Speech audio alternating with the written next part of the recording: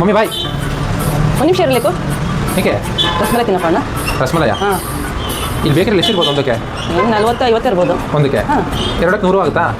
ಆಗುತ್ತೆ. ಅದೇ 100 ರೂಪಾಯಿ ನನಗೆ ಕೊಡಿ, ನಾನು ಹಿಂಗೆ ಮಾಡ್ಕೊಡ್ತೀನಿ. ಅದಕ್ಕಿಂತ ಚೆನ್ನಾಗಿ. ಸರಿ ಆಯಿತು.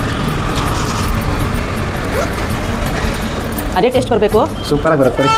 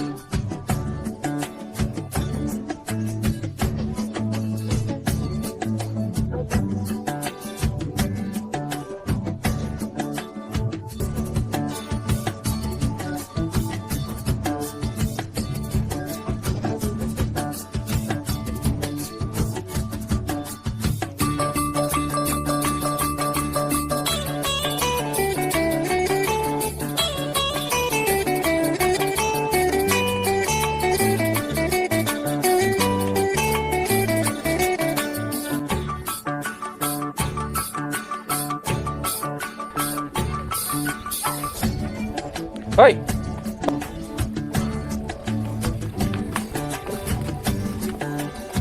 ಸುಳ್ಳು ತಿಂತೀರಾ?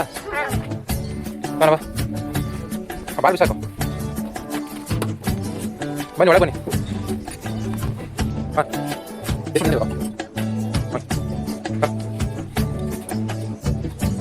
ಮಂದಿ ಹೆಂಗಿದ್ದೀರೋ ಮಮ್ಮಿ? ಹೆಂಗಿದೆ ಟೇಸ್ಟ್?